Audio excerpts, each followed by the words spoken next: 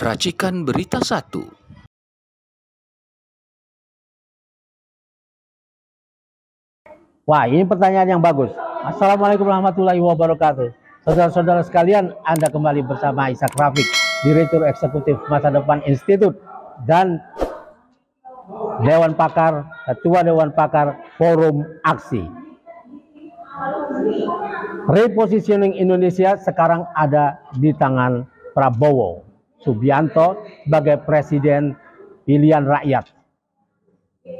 Artinya setelah pelantikan 20 Oktober itu, maka semua hingar-bingar Pilpres sudah selesai dan Prabowo memegang bendera Indonesia di dunia internasional.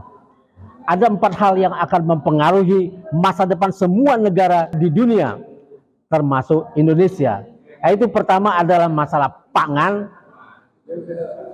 masalah air, yang ketiga masalah energi, yang keempat adalah logam. Keempatnya ini ada berlimpah di Indonesia. Indonesia dengan 4 ini saja sebetulnya bisa menjadi negara kaya raya luar biasa yang ikut mempengaruhi dunia. Tapi ini baru berupa potensi.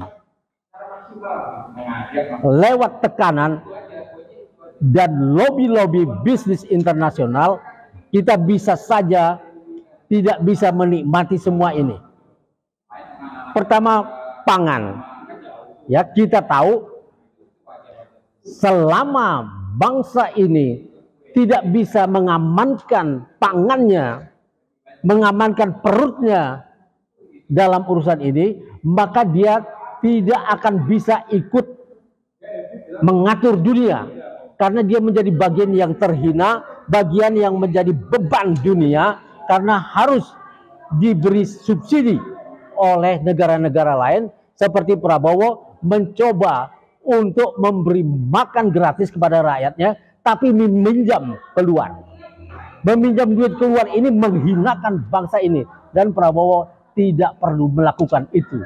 Karena negeri ini negeri yang sangat subur. Semua tumbuhan, semua tanaman pangan bisa tumbuh di sini. Tapi setiap tahun kita mengimpor pangan sebesar 100 triliun rupiah bila kursnya 9.500, 10.000 sebegitu.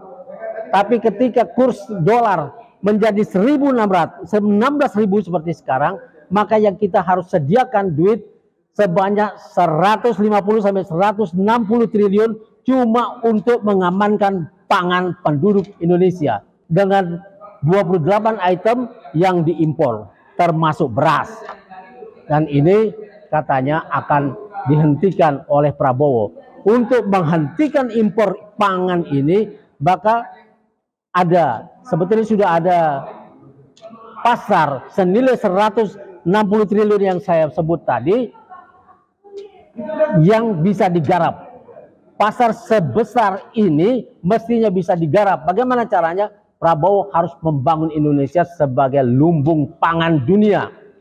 Caranya dengan melakukan land reform untuk petani-petani kita yang 14,7 jutanya gurem, dan mungkin sekarang sudah menjadi 20 juta petani gurem.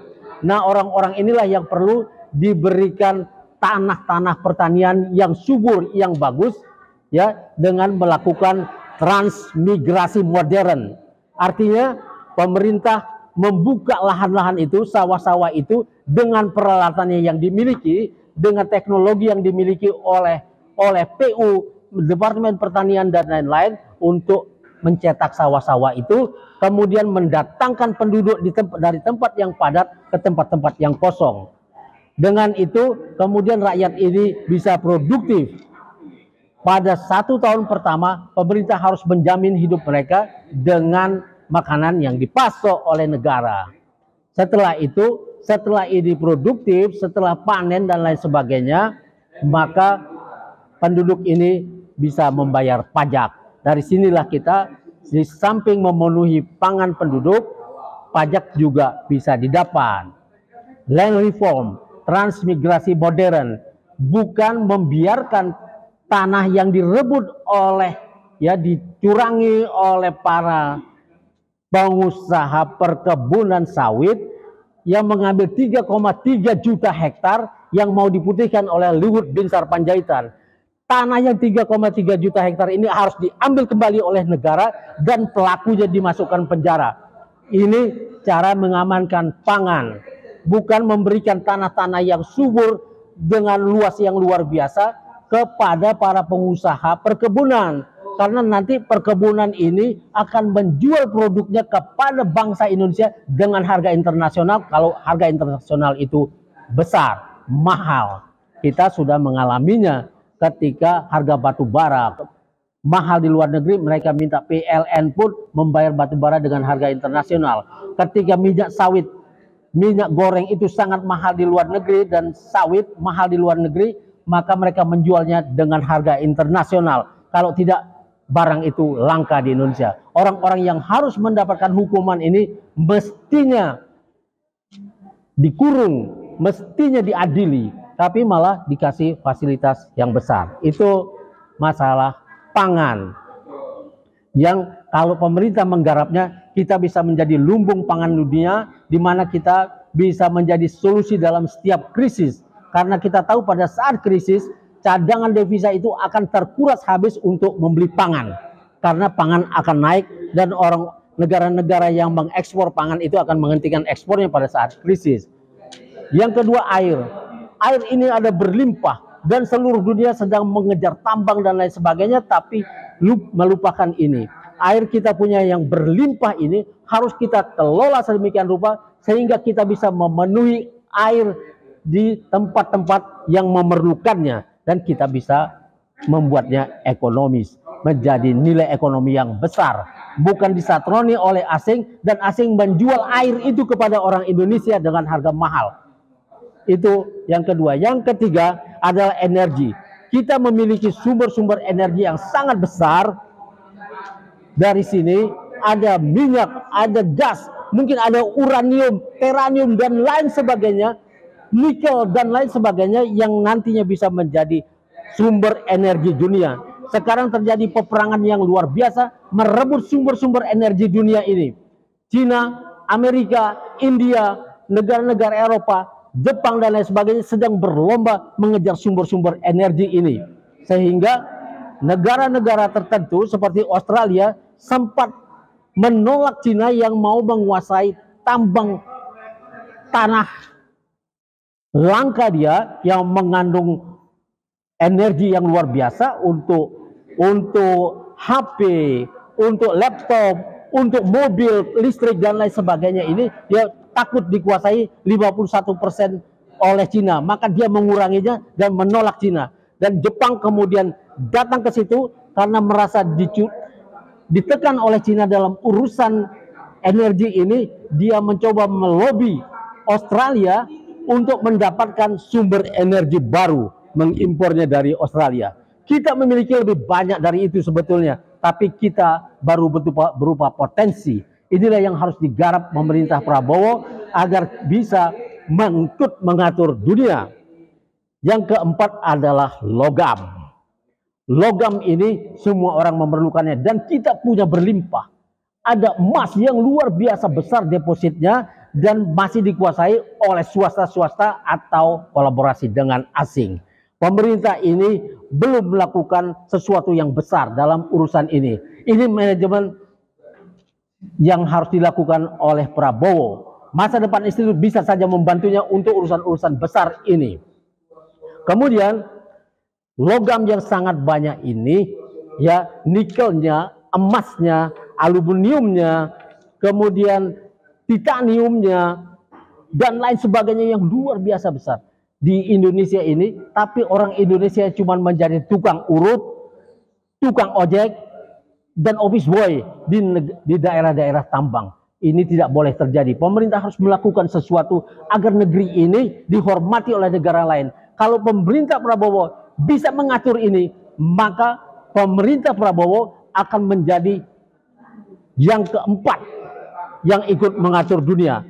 Yang pertama sudah Amerika, yang kedua Cina, sekarang India masuk dalam urusan ini karena penduduknya yang banyak. Kita punya penduduk yang juga luar biasa banyak, nomor 4 di dunia, tapi kita cuma jadi pak turut di dunia ini yang cuma dikuyok-kuyok, dibawa ke sana kemari, dan kita tidak mampu memanfaatkan apapun yang sedang terjadi.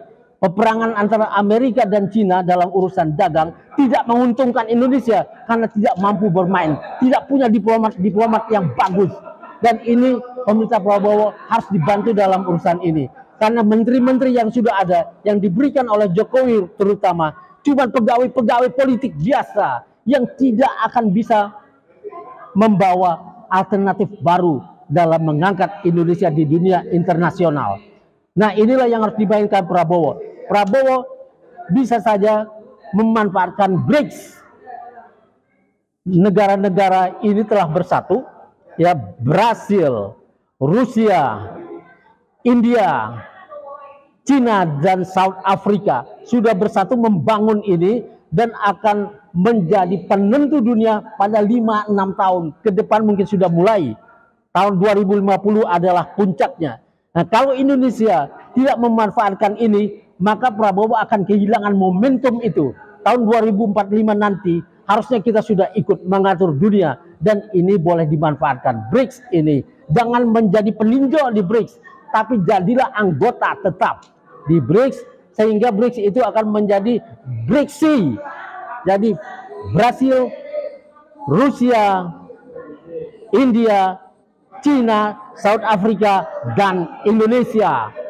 Ini lebih dari separuh dunia ada di BRICS, dan pasar dunia ada di BRICS.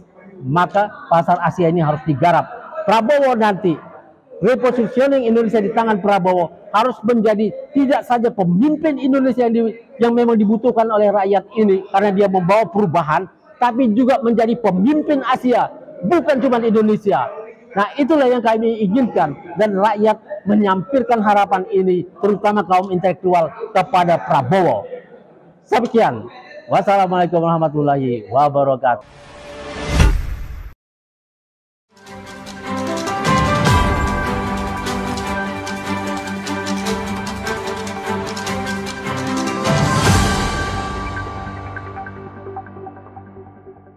Racikan Berita 1.